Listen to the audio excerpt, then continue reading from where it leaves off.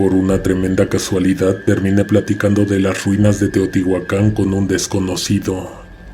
En ese momento me encontraba en el sitio arqueológico de Monte Albán tomando unas cuantas fotos antes de volver al punto de encuentro con mis compañeros de la universidad.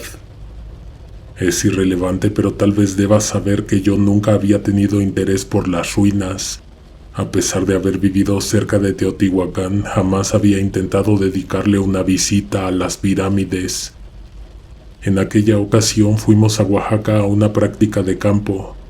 Unas horas antes de volver a la facultad nos dieron tiempo libre para visitar otros sitios, siendo Monte Albán el que más nos quedó cerca. Ahí un hombre me platicó que 10 o 12 años atrás, no recuerdo con exactitud, mientras visitaba la Pirámide del Sol, escuchó los gritos de un hombre que iba de un lado a otro pidiendo ayuda, completamente cegado por la desesperación. Era una de esas veces en que no hay tanta gente, sino grupos controlados que visitan el sitio arqueológico pasada la hora del cierre, cuando empieza a caer el atardecer. Al sujeto en cuestión lo habían visto llegar acompañado de otra persona, de un hombre de unos 30 y tantos. Resulta que, como es costumbre en la mayoría de turistas, después de caminar un buen rato sobre la calzada, ellos decidieron separarse un poco del grupo. No sé si hayas estado antes en ese sitio, pero es enorme. Sobre la gran avenida que conecta la pirámide de Quetzalcóatl y la del Sol y la Luna, hay una incontable cantidad de basamentos y ruinas, construcciones derruidas a izquierda y derecha, rostros de piedra, escalinatas y, según el desafortunado visitante, agujeros. Su acompañante rodeó un muro, traspasó un espacio restringido y se apartó de la calzada de los muertos. En una esquina le pareció ver una luz que salía de una abertura. El pequeño resplandor parecía pertenecerle a la llama de una vela o de una veladora. El hombre se acercó lo más que pudo y asomó su mirada al interior. Lo que vio lo describió como un túnel por el que bien podría caber una persona si ésta entrara arrastrándose. Después de no pensarlo lo suficiente, metió las manos, luego el torso, las rodillas y entonces se empujó hacia el interior con los pies. La persona que me contó la historia se justifica diciendo que cualquier aventurero lo hubiera hecho. Sin embargo, yo no me imagino a mí mismo metiéndome en un túnel en donde uno solamente puede desplazarse hacia el frente. El sujeto habría pensado que encontraría una cámara con tesoros, que estaría entrando a un lugar que nadie había visitado en más de 500 años. Lo que halló fue desesperación. Lo que vio es un misterio hasta el día de hoy. El caso es que luego de haberse introducido en esa estrecha y húmeda hendidura, se atoró. No podía avanzar ni para adelante ni para atrás. Ciertamente acababa de ver algo que lo impresionó, que lo obligó a querer retroceder, que lo hizo angustiarse a tal punto que ya no pudo moverse. Los gritos que salían de su garganta se oían lejanos, como si hubiese logrado avanzar unos 20 metros o tal vez más. El otro visitante, el que decidió esperar afuera, se asomó al interior del agujero, pero la oscuridad le impidió ver algo, cualquier cosa. No aparecía a la vista ni la luz que los llamó, ni los pies de su compañero. Desde el interior del túnel solamente venían unos horribles gritos de auxilio. Entrar de la misma manera para sacar al otro sujeto no parecía en lo absoluto una buena idea a considerar. Pediría auxilio, pero también tendría que explicar cómo era que aquel hombre se había metido ahí. Y si colapsaba la estructura, y si verdaderamente había algo dentro que amenazaba su vida. Salió corriendo a la calzada y con bastante vergüenza pidió ayuda a gritos. La gente se acercó, los demás visitantes y los guías, pero nada podían hacer ellos. Solo un equipo de emergencia podría ayudar. pero no cualquiera debió imaginarse, uno que no destruyera las antiguas construcciones. Además de que no sería de inmediato, salir de ese agujero le costaría bastante. El sujeto corrió hasta un puesto de vigilancia, pero lo encontró vacío. Intentó hacer una llamada con un teléfono celular prestado, pero no encontró señal de inmediato. Por eso iba de un lado a otro, desesperado y sin aliento. Casi una hora adelante, cuando llegó la ayuda, el cielo se encontraba totalmente oscurecido. Con ayuda de potentes lámparas buscaron el agujero en los muros de piedra. En un principio, el sujeto que solicitó el apoyo del equipo de emergencia parecía confundido, como si hubiera olvidado el exacto lugar en donde se había metido su amigo. No encontraban por ningún lugar la hendidura. Después de un largo rato de angustia, reconoció el sitio preciso en donde había visto que su compañero desapareció engullido por la piedra. Ahí solía haber un agujero, pero ya no estaba más. La persona que me contó la escalofriante experiencia dijo que el grupo de turistas en el que él venía suspendió el recorrido. El resto de visitantes se quedaron a ver qué sucedía, llamados por la novedad o por el morbo, pues no había realmente nada en que pudieran ayudar. A las 11 de la noche se retiró la mayoría, sin embargo, el equipo de rescate se quedó hasta el día siguiente, hasta que la claridad del amanecer mostrara las ruinas con una mejor luz. Nada se volvió a saber del hombre que se metió en el agujero. No se supo si el túnel colapsó o si éste se cerró por voluntad propia.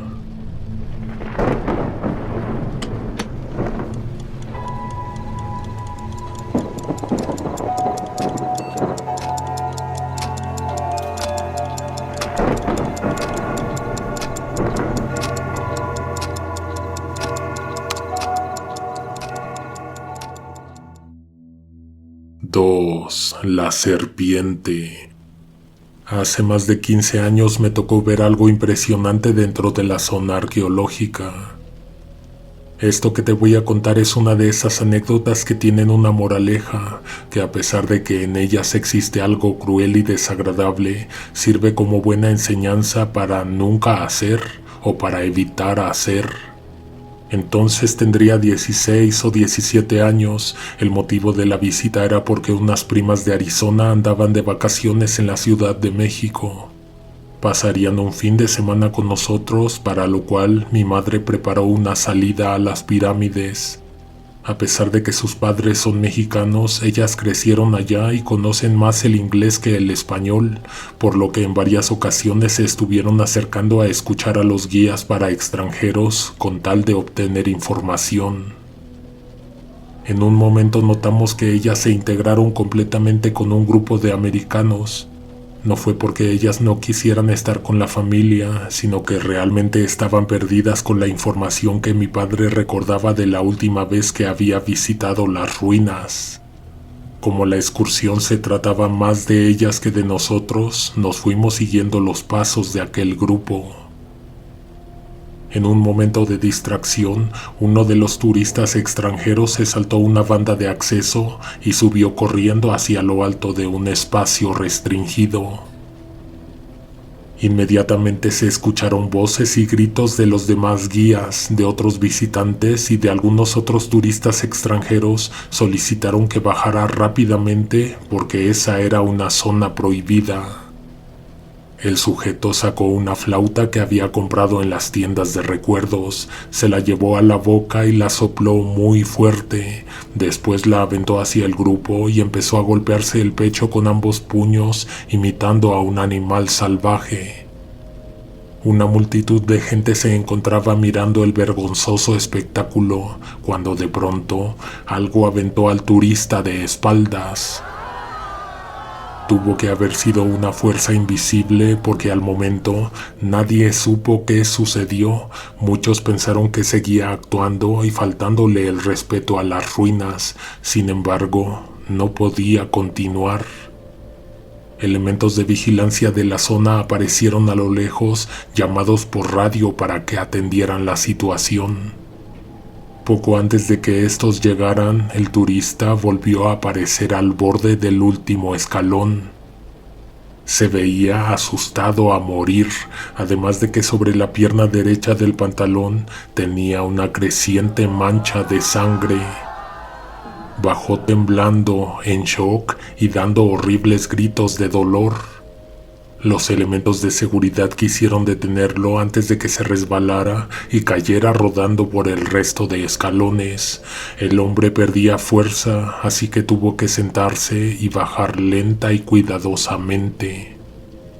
Yo estaba muy cerca y recuerdo que la sangre se esparcía por sus ropas y por el suelo. Aún nadie sabía qué le había ocurrido, pero mis connacionales ya se imaginaban que algo o alguien lo había castigado por la falta de respeto.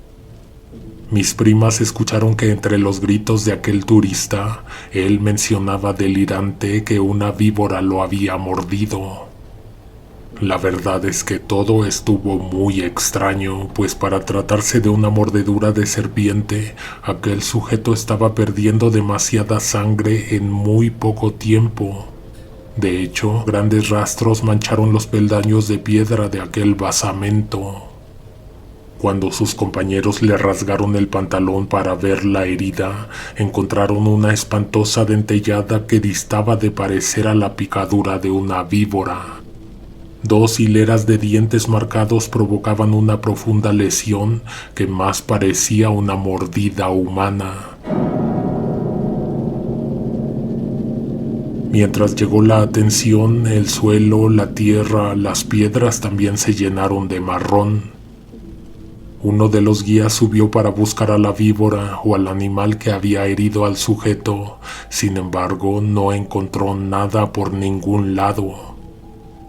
La persona tuvo que ser llevada por una camilla, ya que desde que se tendió en el suelo ya no pudo levantarse.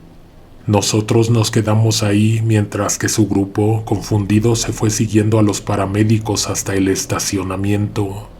La multitud se dispersó, pero nosotros nos quedamos un buen rato platicando sobre lo que habían visto nuestros ojos. Algo que nadie más que nosotros notó fue que por donde ese hombre se arrastró y en donde quedó un charco de sangre, de un momento a otro desaparecieron las manchas. La piedra y el suelo, mágicamente, en cuestión de minutos, absorbieron la sangre.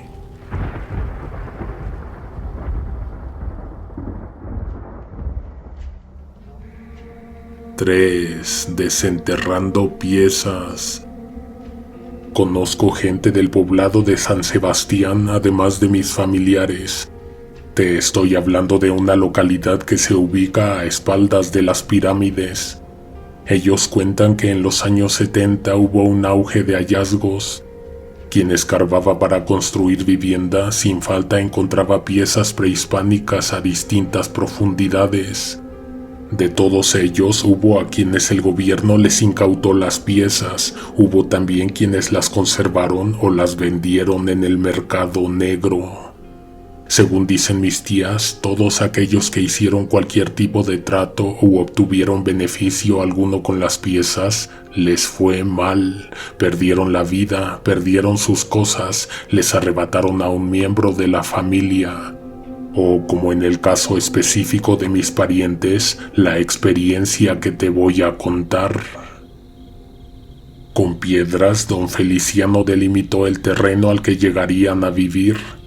Durante un tiempo, solo las rocas decían hasta dónde llegaba el patio de aquel señor. Cuando él terminó de levantar una casita con ladrillos, tablas de madera y láminas, se trajo a mi tía. En esos años, aquello eran puros llanos y despoblado, según cuentan. Martina, mi tía, llegó con 2 niños que no eran de aquel señor. pero que él los quería como si fueran sus hijos. Estaban grandecitos como para poder ponerse a ayudar, pero don Feliciano no los dejaba. Cuando caía la tarde, él se salía al patio a recorrer sus tierras. Con pala en mano iba tanteando, buscando el lugar donde empezar a cavar un agujero para un pozo. Martina recuerda que su esposo luego se quedaba mirando el suelo hasta por 1 hora entera. Ella le preguntaba que si estaba esperando que la tierra le hablara. Él le decía que le estaba pidiendo permiso para abrirla, para profanarla. Aquel señor solo duró vivo 1 año en esos terrenos y todo ese tiempo se estuvo arrepintiendo de haber llegado ahí. Decía que esas eran tierras sagradas y que lo único que iba a lograr excavando era enfurecer a los antepasados. No parecía una idea descabellada, ya que las pirámides custodiaban imponentes todo aquel árido paisaje. Semanas adelante empezaron a aparecer pequeñas luces entre la hierba, destellos que salían del suelo. A los niños les fascinaban, les llamaba la atención, querían salir a ver qué los provocaba, pero don Feliciano les tenía prohibido acercarse a ellos. Una tarde, mi tía vio un destello como nunca lo había visto antes. Se asomó por la ventana y encontró al mayor de sus hijos cavando con las manos. El rostro lo tenía iluminado por algo que estaba por terminar de desenterrar. La luz que salía del suelo era rojiza, daba la impresión de que aquel chico tenía salpicada la cara y el pecho de sangre. Martina dice que lo que vieron sus ojos la dejó fascinada. Parecía oro lo que había salido de entre la tierra. Su esposo estaba ausente, probablemente a unos minutos de volver a casa. Cuando él llegó, encontró en la mesa un ídolo, una figura humanoide de unos 20 centímetros. No era de metal ni era dorado. Él inmediatamente empezó a preguntarles a los presentes por esa pieza, de dónde la habían sacado y por qué no habían obedecido sus órdenes de no escarbar la tierra. El hombre había enfurecido a tal grado que no prestó atención a lo que realmente estaba ocurriendo en su casa. El hijo mayor tenía las manos negras. Primero le hormigueaban, después dejó de sentirlas, se le pusieron duras y frías como de piedra. Lo llevaron a una clínica lejana donde les dijeron que perdería gran parte de las extremidades. Su madre se quedó ahí, pero don Feliciano regresó a la casa desesperado. Presuntamente aquel señor intentó devolver la pieza a la tierra. No se sabe a ciencia cierta qué ocurrió. El caso es que cuando lo encontraron, estaba enterrado en el patio. Don Feliciano se encontraba justo en el lugar donde hallaron la pieza. La tierra le llegaba al cuello. Pero eso no era lo más extraño, eso no fue lo que dejó a todos con la boca abierta y el estómago revuelto. Tenía el cráneo destrozado, alguien lo había golpeado hasta matarlo con la pieza que desenterró el chico la tarde anterior. Ahí estaba aquella piedra maciza, bañada de sangre, posada frente a él como una ofrenda. Ha pasado tanto tiempo que los hijos de mi tía no se acuerdan de aquel señor. Sin embargo, en uno de ellos quedó la horrible marca de esa espantosa experiencia. Los médicos de ahora dicen que pudo haber perdido los brazos por haber tocado algo envenenado, pero todos sabemos que la pieza que sacó de la tierra tenía una maldición. No hay otra explicación lógica.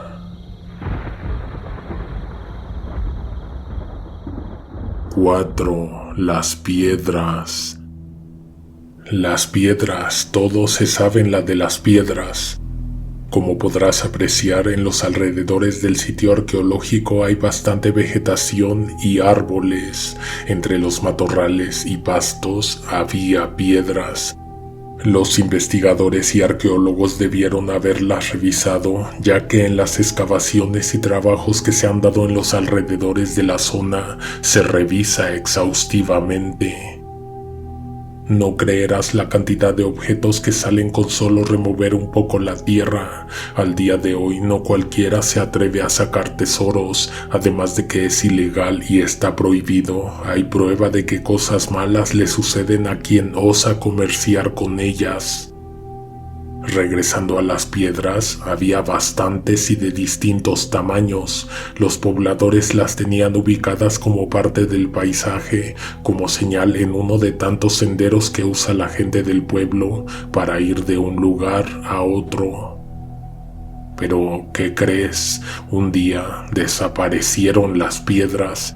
¿Se disolvieron o alguien se las llevó? La segunda posibilidad es difícil de considerar, ya que pasó de la noche a la mañana y sin que como resultado de ello aparecieran marcas de algún trascabo o camión de volteo de quien se las robó. Pero eso no fue lo único que sucedió.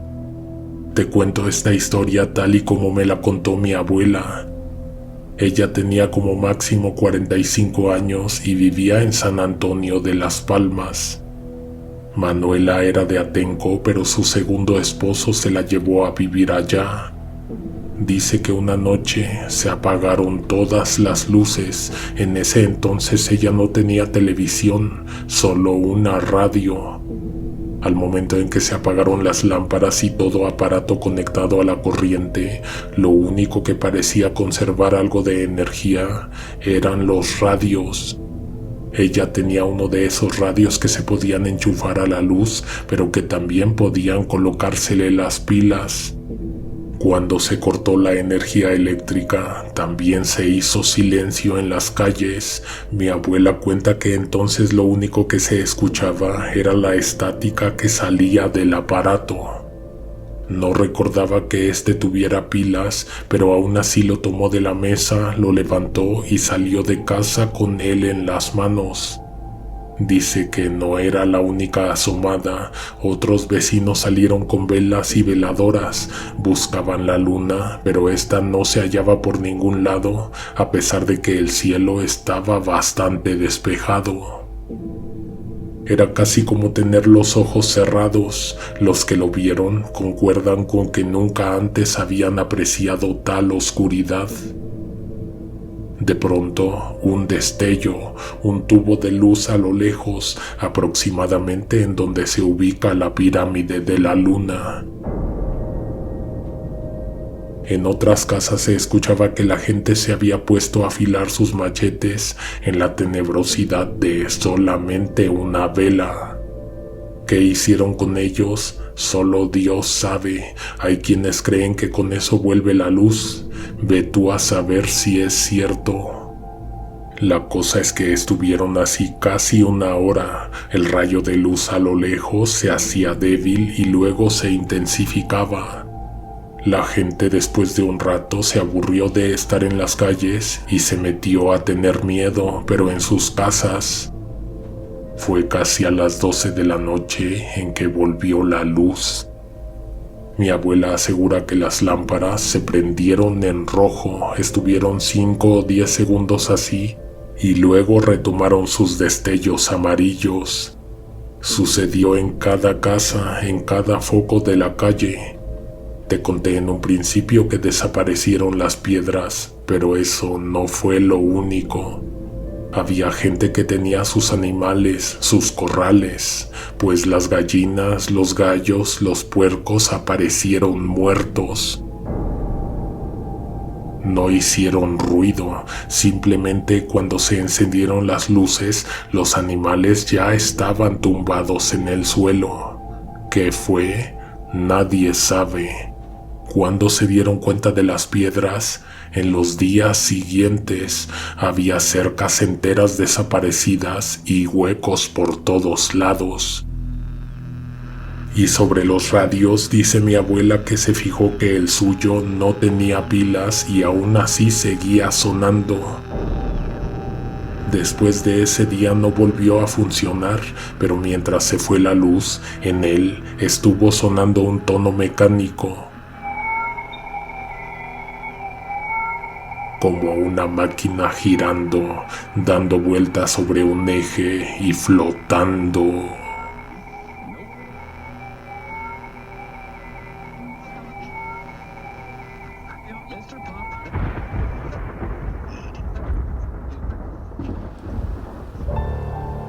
Cinco ladrones de piezas. Me queda bastante claro que hay más piezas en colecciones privadas que a resguardo por el instituto o en museos del país. Pero, ¿cómo llegan esos objetos al interior de las opulentas casonas o a la vitrina de algún adinerado coleccionista? El robo y contrabando de piezas prehispánicas ya ni siquiera es un problema, es una costumbre. Mi hermano era arqueólogo y trabajó durante varios años para el instituto. Una de las historias que él más contaba tenía que ver con un hallazgo que se dio en los años 90 dentro del perímetro que rodea la zona arqueológica de Teotihuacán. No recuerdo si estaba comisionado para restauración, mantenimiento o investigación. El caso es que ya llevaba un par de semanas en un campamento que instalaron a un costado de la pirámide del Sol. Eran 6 personas las que se encontraban en el grupo. Unos trabajaban de día y otros de noche. No siempre se quedaban a pernoctar en el sitio arqueológico, pero a veces se les hacía tarde y no les daba tiempo de volver a la ciudad. Mi hermano dice que uno de sus compañeros, de pronto, de la nada empezó a comportarse de manera extraña. Sus acciones lo delataban de alguna manera. Era muy celoso con sus pertenencias y la mayor parte del tiempo parecía estar ocultando algo. No había que pensarle mucho, seguramente había desenterrado una pieza valiosa. Ernesto dice que cada que alguno de ellos salía de las ruinas tenían que pasar por un punto de revisión donde un par de soldados hacían una inspección exhaustiva de mochilas para certificar que no estuvieran llevándose nada. Desde el momento en que el otro arqueólogo empezó a actuar sospechoso, también dejó de salir de las ruinas, permanecía día y noche dentro del sitio, a veces caminaba por los alrededores, probablemente buscando la manera de sacar de contrabando el objeto hallado. Una noche, ese sujeto desapareció del campamento. Salió de madrugada de la tienda, se levantó tratando de no hacer ruido, sin embargo, no pasó desapercibido. En hombros cargaba una mochila donde seguramente llevaba aquello que escondía. Cuando salió el sol, él todavía no había vuelto. Los militares se pusieron como locos cuando se dieron cuenta que hacía falta uno en el grupo. Encerraron a mi hermano en unas oficinas junto con los demás, donde los interrogaron por un buen rato. Mientras tanto, una nueva cuadrilla de soldados revisaba los alrededores del sitio arqueológico. No lo encontraron por ningún lado. Cuando cayó la tarde, los militares dejaron que los arqueólogos volvieran a la tienda, pero solamente para recoger sus cosas, ya que del instituto habían llegado las órdenes de suspender la comisión. Antes de que se hiciera de noche, terminarían de desarmar el campamento y mandarían a todos de vuelta a la ciudad. Mi hermano y sus otros colegas se encontraban ocupados y preocupados en esa nueva tarea cuando uno de ellos señaló hacia un punto de la pirámide del Sol. Subiendo con pasos firmes, a lo lejos vieron a una persona escalando la edificación. El sitio arqueológico estaba cerrado, por lo que no podía ni debía tratarse de algún turista.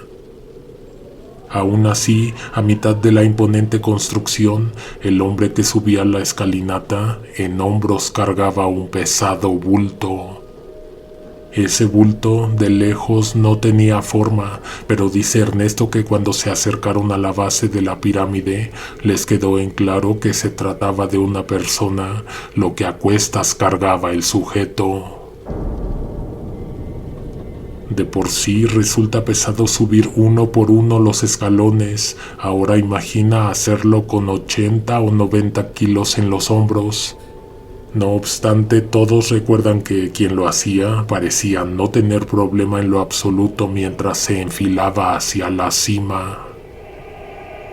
Los militares soltaron disparos al aire, lo cual provocó un estruendo impresionante gracias al magnífico juego de ecos y sonidos que proporcionan las viejas estructuras de piedra. A pesar de las advertencias, el hombre que subía un cuerpo inmóvil hasta la punta de la pirámide ni siquiera se inmutó. Al momento en que llegó a lo más alto, siguió caminando hasta el centro de la plataforma. Al hacerlo, desapareció de la vista de todos. El grupo entero, acompañado de la autoridad presente, subieron a la pirámide. No lo hicieron con la destreza ni la rapidez con la que aquel misterioso sujeto cargaba un cuerpo muerto, lo cual era atemorizante e inquietante, ya que además de que no tenían muy claro qué era lo que se encontrarían en la cima, el cielo poco a poco iba perdiendo todos sus colores. Cuando llegaron al punto más alto, encontraron solamente a una persona, un cadáver, presuntamente el cuerpo que había sido llevado en hombros. No era ni más ni menos que el compañero arqueólogo desaparecido. En la zona del esternón tenía un profundo corte, o más bien, mi hermano lo describía como un golpe horrendo que le había destrozado el pecho. A un lado de esa persona había una máscara de piedra, manchada de sangre, pero también llena de tierra. Ahí estaba la prueba, ese hombre estaba tratando de robar la pieza, pero algo se lo impidió. Por las huellas de tortura y de sangre, todo parecía indicar que la máscara había sido arrancada del interior del cuerpo del arqueólogo. No encontraron jamás explicación lógica para lo ocurrido en aquella ocasión, pero se tiene la creencia que, como en muchas otras ocasiones, las piezas que salen de la tierra no vienen solas, sino que traen a un guardián. Algunos tesoros enterrados traen consigo maldiciones. De esas historias mi hermano se sabía muchas, de lo que pasa en los museos con ciertas piezas, de lo que ocurre en las bodegas donde se conservan los objetos. A mi hermano le hubiera gustado escuchar las experiencias que tú y tu equipo recopilaron en videos anteriores. Estoy seguro de que él habría estado de acuerdo con mucho de lo que se contó en ellos. Espero pronto darme un tiempo para próximamente juntar las experiencias que recuerdo que mi hermano nos contaba cuando volvía de trabajar de los sitios arqueológicos y de los museos.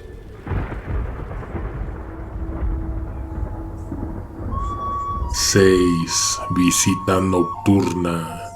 Son comunes las visitas nocturnas a las ruinas, solo que no siempre están abiertas al público en general.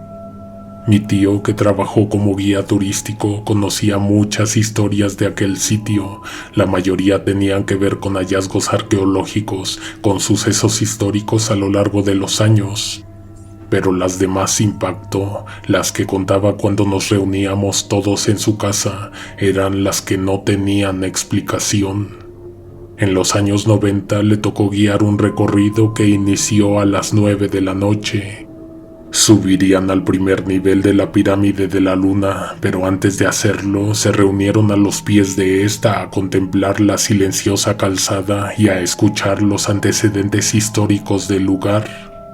Dicha expedición era la única autorizada en todo el sitio arqueológico. Mi tío, según recuerda, esa noche tenía como invitados a varios personajes que trabajaban detrás de cámaras de una famosa productora televisiva. En otras palabras, tenían las ruinas para ellos solos. Cuidadosamente subieron la escalinata. El juego de luces que un par de enormes reflectores proyectaban en la pirámide robaba el aliento. Al llegar al primer descanso encontraron a una mujer meditando, una persona que no venía con el grupo y que de seguro había llegado mucho antes. Mi tío sabía que no debería haber nadie más ahí, por lo que dio por hecho que se trataba de alguien que se había metido sin permiso, tal vez saltándose las rejas.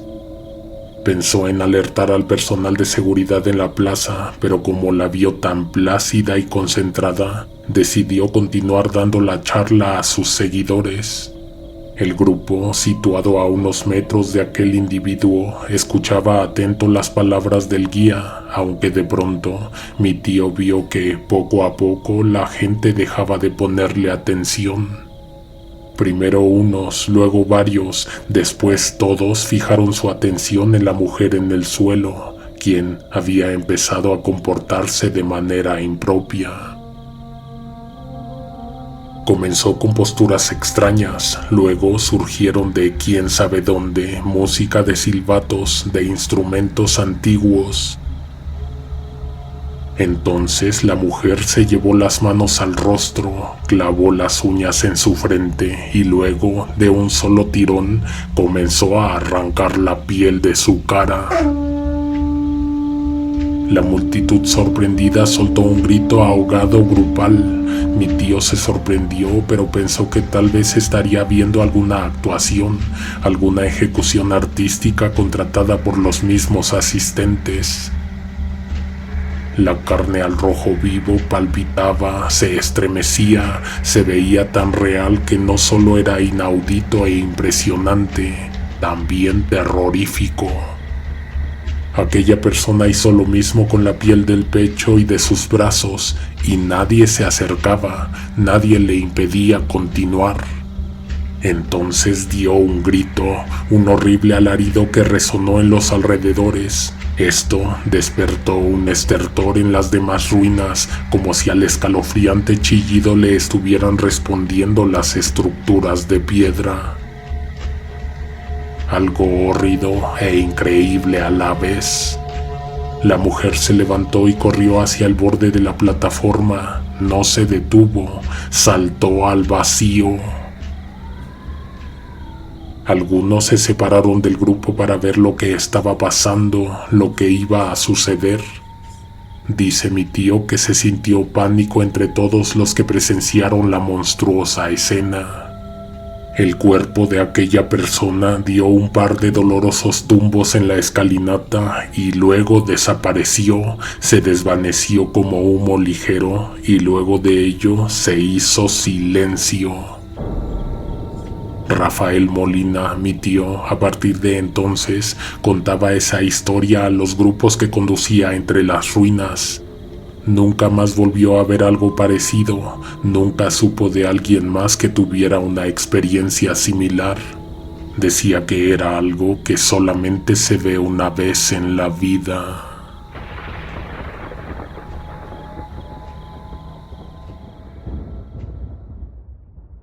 ¡7! Juego de pelota. Esta experiencia también la contaba mi compañera del taller. La escuchó por boca de varios guías que solían dar recorridos en las inmediaciones del sitio arqueológico. Fue una de las pocas cosas que ocurrieron a plena luz del día, lo cual en lo personal me parece aún más aterrador, macabro y espantoso. Dicen que sucedió 2 o 3 veces como máximo en un lapso de 3 meses. Se esperaban muchas cosas de la llegada del año 2000. Los últimos meses antes del cambio en el calendario se triplicaron las visitas a la zona. Se hacían largas filas para subir la pirámide. Se pedía que cada quien permaneciera el menor tiempo posible para poder dar paso a los demás visitantes. La primera vez que ocurrió el siniestro evento, lo más estremecedor fue el momento en que todos se callaron, cuando todas las voces guardaron silencio. Llamó la atención a todos que desde lo alto una cabeza humana saltó por los aires, rebotó en los bordes de la pirámide, golpeó fuertemente las rocas, giró y se estrelló estrepitosamente contra el suelo. Ahí donde se levantó una nube de polvo, asustados turistas, guías, vendedores y personal de seguridad acudieron, pero no encontraron nada.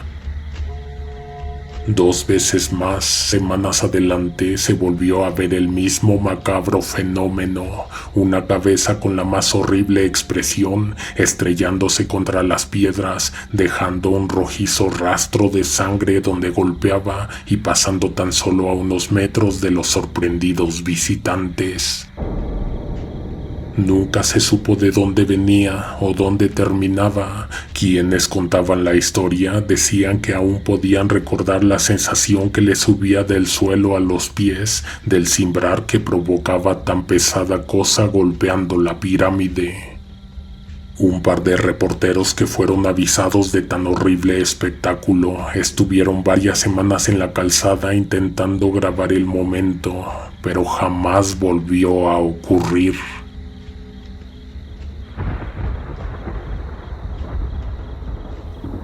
8. Cielo nublado. Recuerdo perfectamente la fecha, 27 de junio de 2001. La tengo apuntada en mi escritorio, escrita en libretas, incluso tengo un álbum fotográfico dedicado exclusivamente al rollo completo que tomé aquel día. Además de todo, aquella fecha me viene con facilidad a la mente, ya que un día después, los doctores le confirmaron a mi hermana que había vencido al cáncer. El domingo 27 de junio salimos temprano de casa. Le pedí la camioneta a mi patrón, le dije que la utilizaría para llevar a mi hermana al hospital, aunque también la ocupé para ir a las pirámides de Teotihuacán. Ese día iba mi esposa, mi hija, mi hermana y yo. Ese mismo día me levanté de madrugada y no me pude volver a dormir. Muchas cosas me rondaban en la cabeza, preocupaciones de todo tipo. Mientras daba vueltas en la cama pensé en que podría ser buena idea salir a dar una vuelta. No recuerdo por qué se me ocurrió que fuéramos a las pirámides, tal vez porque quería aprovechar que tenía un vehículo a la mano ese fin de semana. El caso es que las levanté temprano y les di la sorpresa de que tenía planeada una salida. Nos fuimos a las 9 de la mañana, atravesamos la mitad de la ciudad, tomamos la carretera, admiramos los paisajes que conducen a las imponentes pirámides y entonces, después de casi 3 horas, llegamos. Para ser domingo me sorprendió que no hubiera tanta gente. Los locales de artesanía se encontraban abiertos, pero la mayoría de los comerciantes se resguardaban del ardiente sol y de nuestra vista. Había uno que otro visitante deambulando en la entrada, en la plaza, en la calzada de los muertos.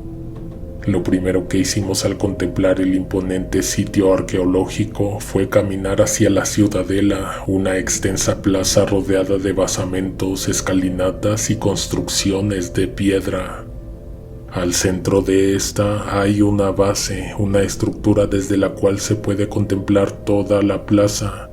Un sitio en donde la voz se reproduce de tal manera que no es necesario utilizar un micrófono para que quien se sitúa a decenas de metros a la redonda pueda escucharte hablar claramente.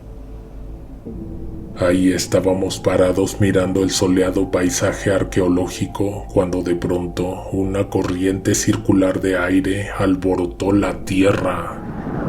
De un momento a otro se alzaron nubes de polvo a nuestro alrededor. Pensé que se estaría formando un temblor, un terremoto o que la tierra se abriría a nuestros pies, ya que lo que veía y escuchaba en ese momento no se percibe más que en los albores de un desastre. Estoy seguro de que era el momento más soleado del día, sin embargo, de pronto una extraña oscuridad enfrió el suelo sobre el que teníamos los pies. Una sombra se había posado encima de nosotros, pero no era una nube, era un círculo de metal, una plataforma redonda, gélida, que no tenía brillo ni reflejaba absolutamente nada. Aunque no sabía qué era, tenía miedo de averiguarlo. Habrían sido 30 segundos a lo mucho lo que duró aquella espantosa demostración, pero se sintieron como una eternidad. Al momento de recordarlo me viene ese mismo escalofrío que sentí cuando entonces aprecié lo demás que pasaba a mi alrededor. Mi esposa callaba, se mantenía quieta, miraba hacia la pirámide del sol como si no estuviese ocurriendo nada. Al mismo tiempo agarraba la mano de Daniela, quien al igual que su madre, observaba con la mirada perdida hacia el fondo.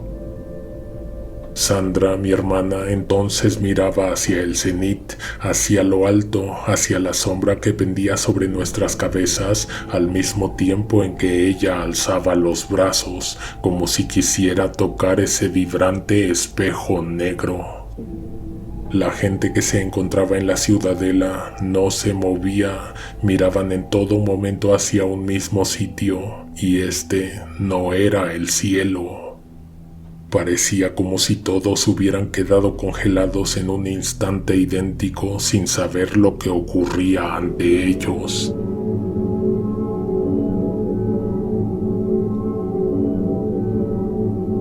De un momento a otro, el pesado círculo se fue haciendo menos, se compactó hacia su propio centro, devolviéndonos el ardiente sol que abrazaba la plaza. La sombra proyectada ante nuestros pies se hizo menos hasta que desapareció en un diminuto punto al centro de la construcción. Inmediatamente después, mi esposa y Daniela salieron del trance, los otros turistas también. Sandra, mi hermana, entonces me miró asombrada y dijo: «Estuvo raro, ¿no?».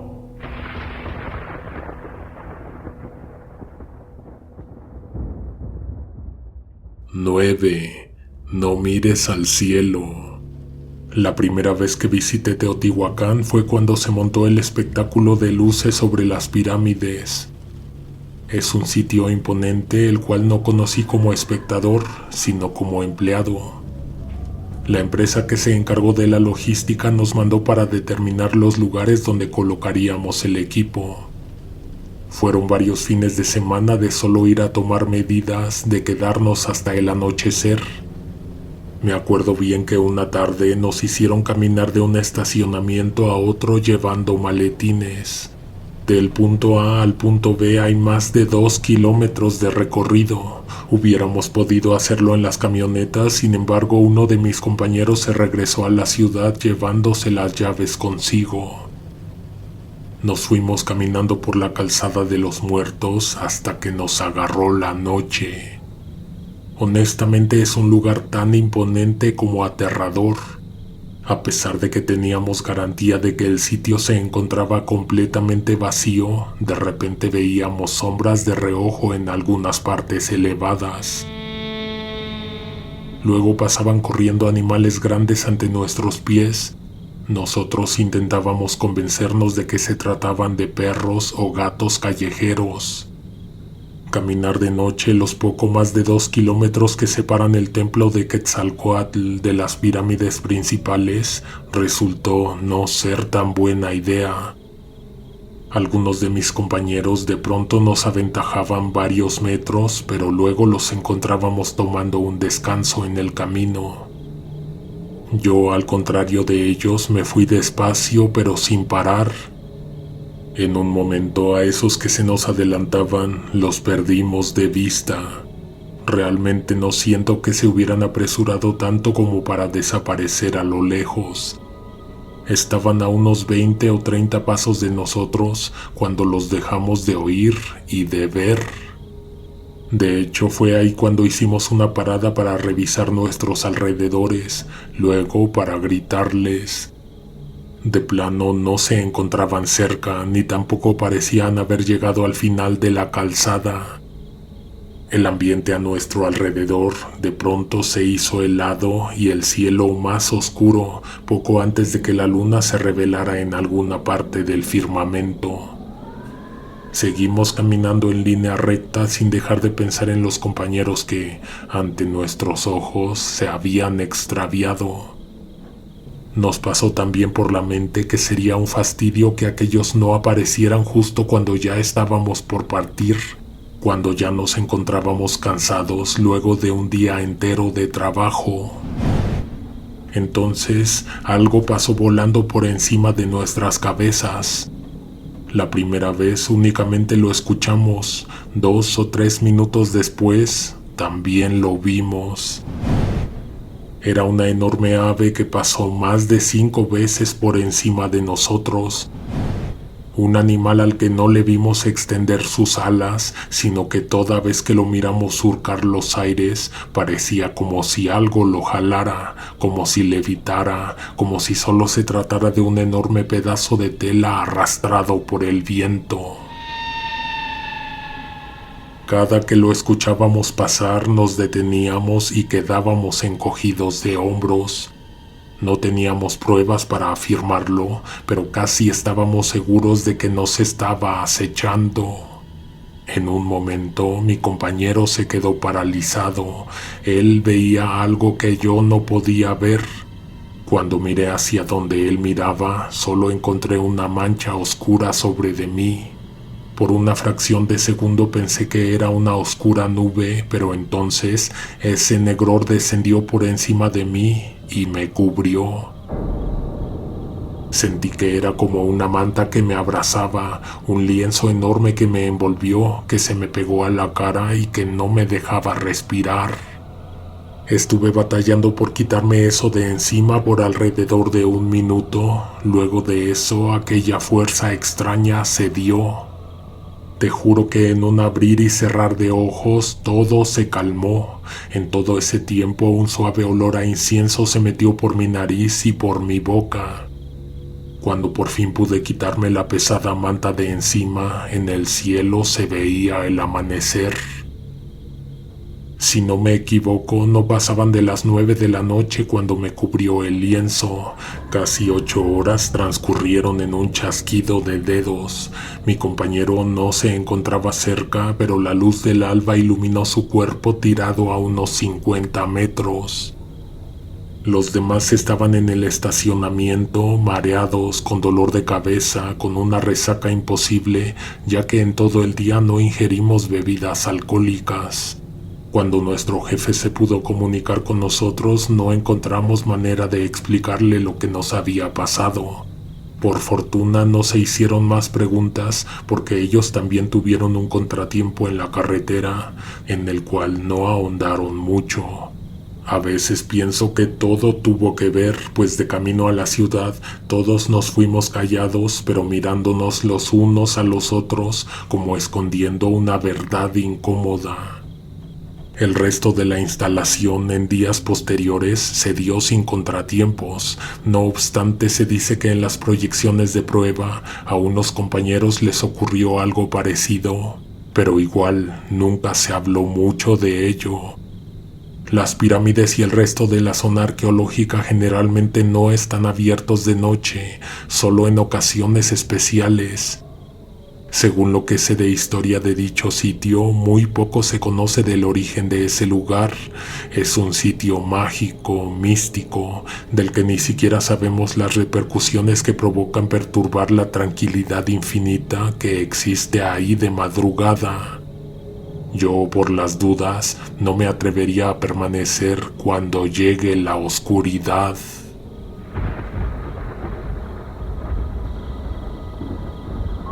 10. Turistas. Una compañera del trabajo me contó que en los 90s ella tenía su propio taller de impresión. Era un negocio pequeño, pero entre sus clientes tenía a varios vendedores de los locales que se encuentran dentro del sitio arqueológico de las pirámides de Teotihuacán. Esas personas han conocido a políticos, turistas, famosos, de la mayoría guardan anécdotas. A mi compañera siempre le ha llamado la atención lo oculto, lo místico y lo misterioso. Siempre estuvo cazando historias sobrenaturales. De hecho, tiene varias, pero la que les contaré hoy ocurrió en las pirámides. Se dice que pasaban de las 6. Generalmente el personal de seguridad desaloja el sitio desde poco antes de las 4 de la tarde, pero en esa ocasión habría una visita especial, de noche. Quienes llegaron temprano se pusieron a examinar la zona, esperando a que llegara la hora del evento. El grupo de personas se iba haciendo más grande, pero todos se encontraban dispersos. En ese momento, el acceso a las pirámides principales se encontraba cerrado. Seguramente después se abriría, pero por el momento solo se podía transitar la plaza y los alrededores de las estructuras de piedra. La calzada de los muertos se hallaba tranquila, algo solitaria y bastante silenciosa. Cuando murió la tarde y la noche cobijó los grandes monumentos, el ambiente dio un completo vuelco.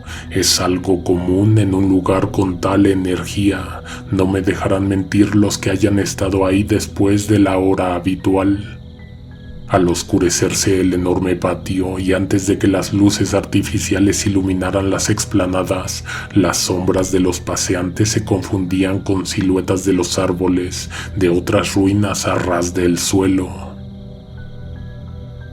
Súbitamente, un grito rompió la aparente tranquilidad.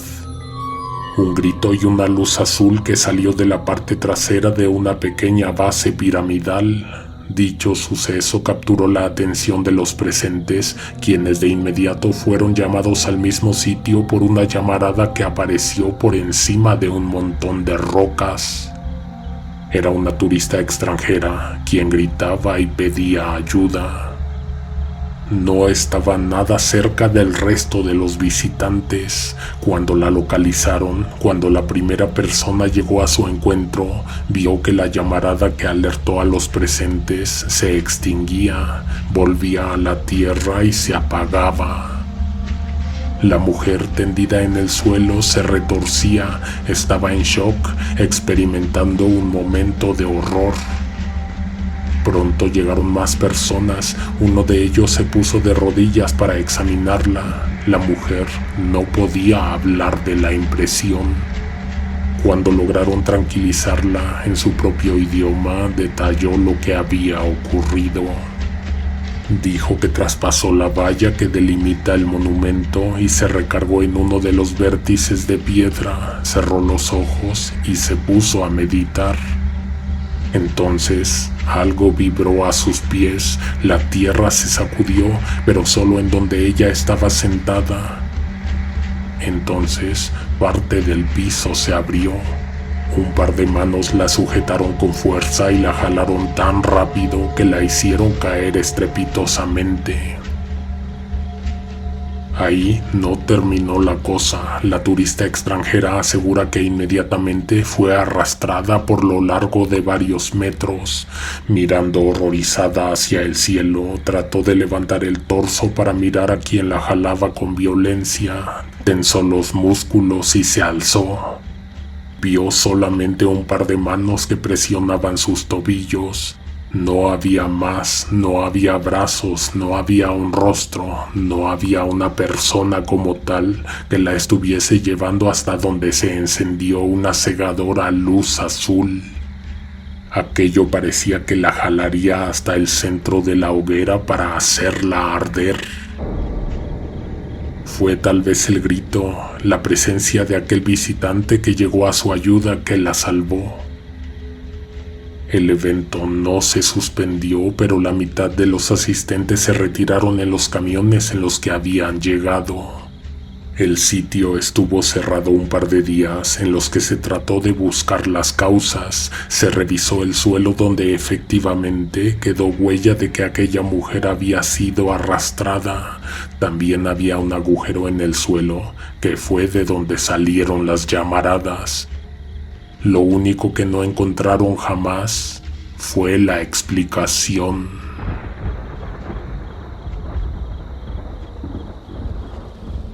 11. El vendedor.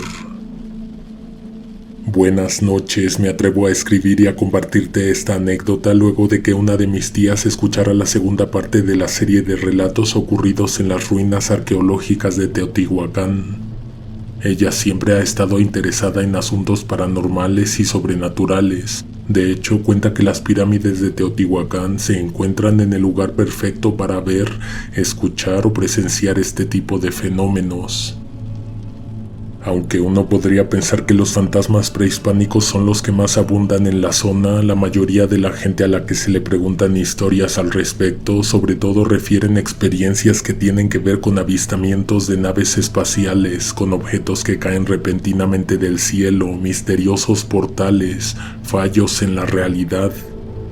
Mi tía Rosaura jura que una de las experiencias más interesantes que ella ha tenido la oportunidad de ver con sus propios ojos ocurrió después de que le preguntó a uno de los vendedores de souvenirs de la calzada si alguna vez había visto algo extraño en el sitio arqueológico. Ella se quedó un rato a escuchar esa historia que se cuenta mucho del cubo de hielo que cayó cerca de la pirámide del Sol, de unas luces azules que se ven atrás de la cima de esta misma. Cuando le preguntó si no había visto fantasmas o alguna entidad extracorpórea o de los bajos astrales, el vendedor se quedó pensando. Para que te imagines un poco el contexto, mi tía dijo que ese día en que visitó las pirámides había poca gente, era un jueves o un miércoles. El día había estado nublado y parecía que en cualquier momento iba a llover. A diferencia de cómo se pone los fines de semana, en la calzada solo se veían pequeños grupos de visitantes, lo suficientemente distanciados como para no toparte de frente con nadie en todo el recorrido.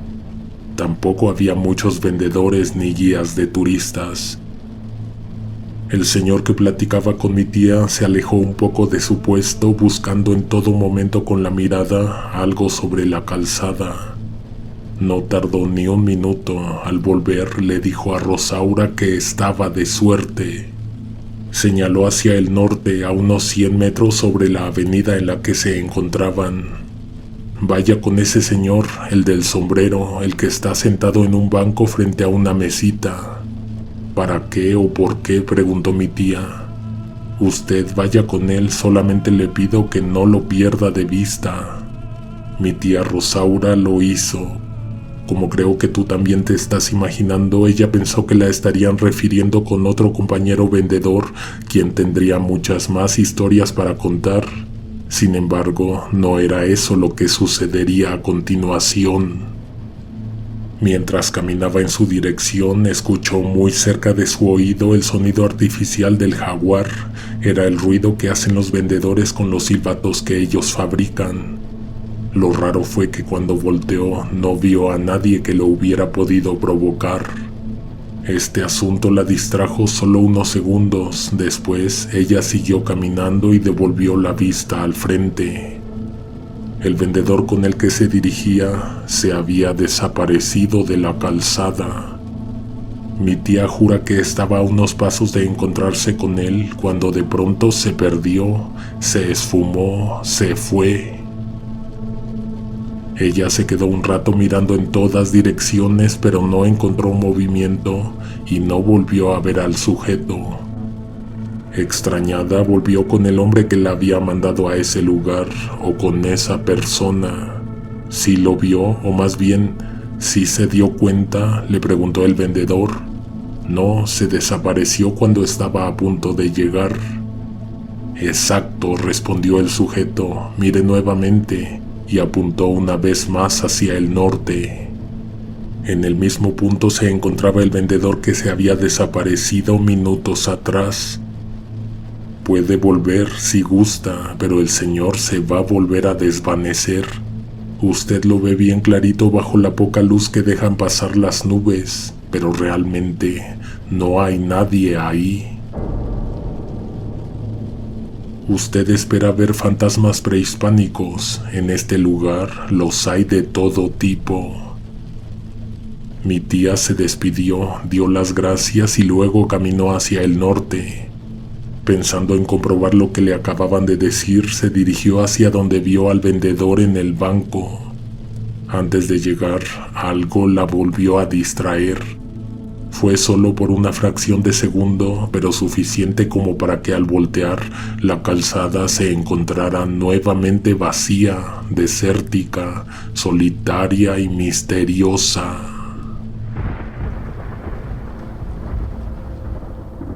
12. Cayó del cielo.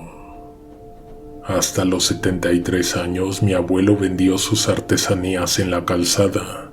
Después de él nos tocó a los nietos. Mi padre tiene su puesto en la primera entrada y nosotros casi siempre estamos aquí. Si me pregunta qué es lo más extraño que he visto, tendría que sentarme, ponerme a recordar. Me viene a la mente un recuerdo de los años 90, pocos de aquí lo vivieron, pero todos se enteraron, ya que no ocurrió en temporada de turistas, ni siquiera en fin de semana. Era un día soleado como lo son casi todos los días acá. No había nubes en el cielo, pero aún así empezó a escucharse como si se estuviera formando una tormenta. En un inicio truenos leves, pero después estruendos fuertes y también relámpagos. Todo aquello era extraño e incomprensible, pero entonces aparecieron rayos luminosos, cegadores. Una tormenta en un lugar soleado y sin nubes. ¿Habías oído algo similar? Pues eso no fue más que el inicio. Los presentes no sabíamos qué hacer, mirábamos hacia el cielo, pero no encontrábamos de dónde o qué pudiera estar ocasionando aquel confuso espectáculo. En un inicio parecía estar ocurriendo sobre la calzada, relativamente lejos de nosotros, pero luego los ruidos se empezaron a acercar, más rápido de lo que podría hacerlo una nube. Pasaron brevemente por encima de nosotros y luego se fueron sobre la pirámide del Sol y se situaron a sus espaldas. La curiosidad hizo que casi todos dejáramos nuestros puestos y nos acercáramos a ver. Una esfera luminosa se empezó a formar. La escuchábamos tronar, pero ya no lo hacía tan fuerte como en un inicio. Alrededor de esta había humo que giraba en círculos, que entraba y salía de la esfera, que circulaba y recirculaba en un mismo punto. De pronto un agujero se abrió en la esfera, de él salió un bloque de material traslúcido. Ante nuestras miradas, un enorme cubo de hielo se precipitó a un costado de la base de la pirámide del Sol. Al momento en que los incrédulos espectadores nos acercamos, la esfera, el humo, la nube invisible colapsó y desapareció, pero el bloque permaneció. La gente no quería tocarlo, de hecho creo que nadie se atrevió a hacerlo, aún así no era necesario posar la mano en él para percibir el frío que de éste emanaba. No me vas a creer, pero el bloque estuvo ahí 2 días. El sitio arqueológico fue cerrado para realizar una investigación. Miércoles y jueves. El ejército custodió el lugar día y noche. Mis padres recuerdan que les hicieron muchas preguntas, no solo a ellos, sino a todos los que estuvimos ahí. Con lo que más insistían era si alguien había tocado el objeto, luego preguntaban quién se había acercado a él. Nos hicieron estudios en unas carpas que colocaron en el estacionamiento, mismos de los que jamás nos compartieron resultados ni nos explicaron nada. En la madrugada del viernes, un camión se llevó el bloque que, aunque parecía de hielo, no se derritió ni 1 centímetro. Ese mismo día volvieron a abrir la zona, no dieron explicación a nadie y no volvieron para hacer más investigación. Por unos meses se mantuvo el pequeño cráter que dejó el bloque. Después, el clima lo erosionó, borrándolo para siempre.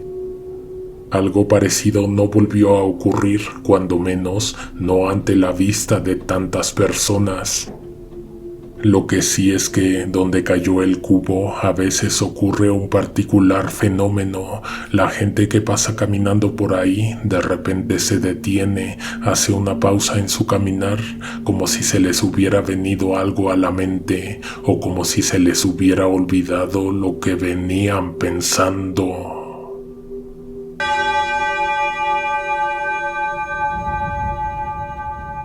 Buenas noches, esperamos que esta mega recopilación haya sido de tu agrado. Nos escuchamos la próxima semana con un par de estrenos y un especial navideño.